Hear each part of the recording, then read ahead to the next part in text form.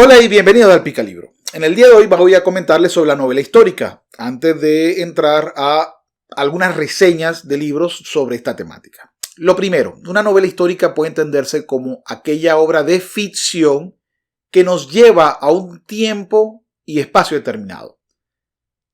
En ese concepto puede entrar cualquier novela realmente, porque toda novela discurre en un tiempo y un espacio determinado, sea este real o sea este inventado. Pero la novela histórica tiene otras características. Para poder ubicarme en un tiempo y un espacio, has debido de haber creado una investigación para poder decirme cómo hablaban esas personas, cómo se vestían esas personas, en qué creían esas personas y cuáles eran los conflictos que importaban en dicha espacio de tiempo y zona geográfica determinada.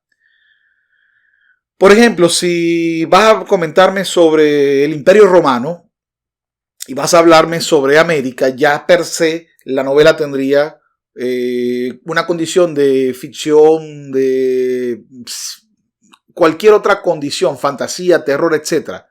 Pero no podría llamarla histórica. Mucho menos si llegan vampiros o, aunque History Channel diga lo contrario, si llegan extraterrestres. Porque los extraterrestres no forman parte de la historia. Forman parte de las creencias. Si la novela se basa en estudiar las creencias históricas sobre seres superiores, vale.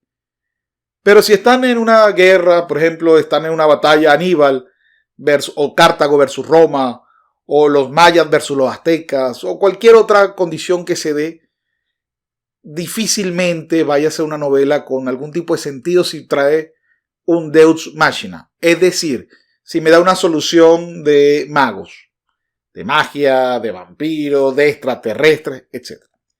La segunda característica de una novela histórica, a diferencia de una novela costumbrista, porque lo que acabo de escribir es muy parecido a una novela costumbrista, es que la costumbrista se basa en, por decirlo de alguna manera, historias menores, anécdotas ficticias, por supuesto, que no deberían de afectar al resto de la humanidad, sino a un grupo muy pequeño, reducido de personas. Mientras que la novela histórica normalmente se decanta por situaciones o personajes que tienen una relevancia en la historia nacional, regional, continental o mundial.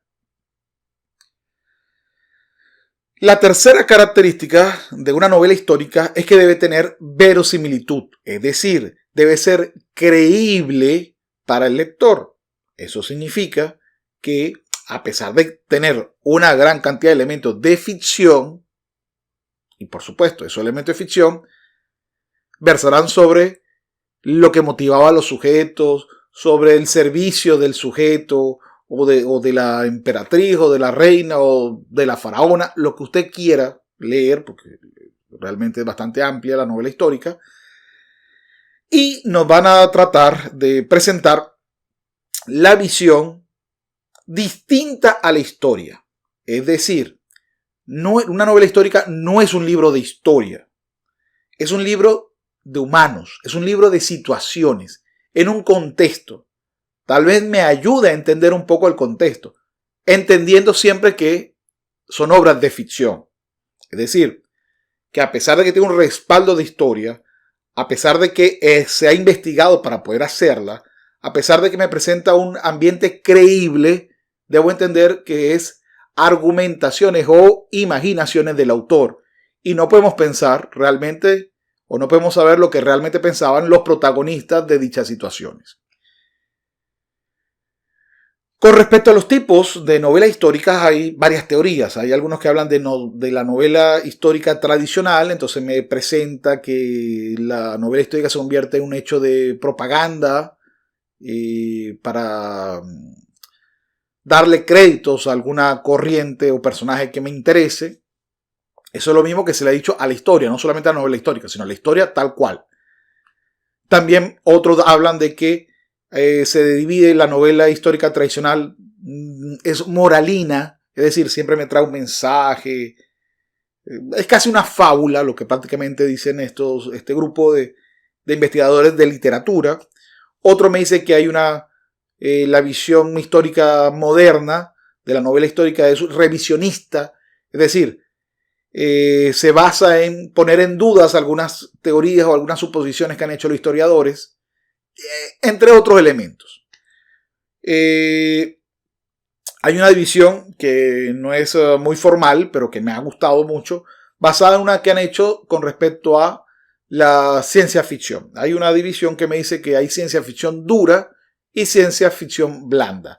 La dura se basa en teorías, en posiciones que pudieran darse realmente y nos presenta más bien temas filosóficos sobre el área.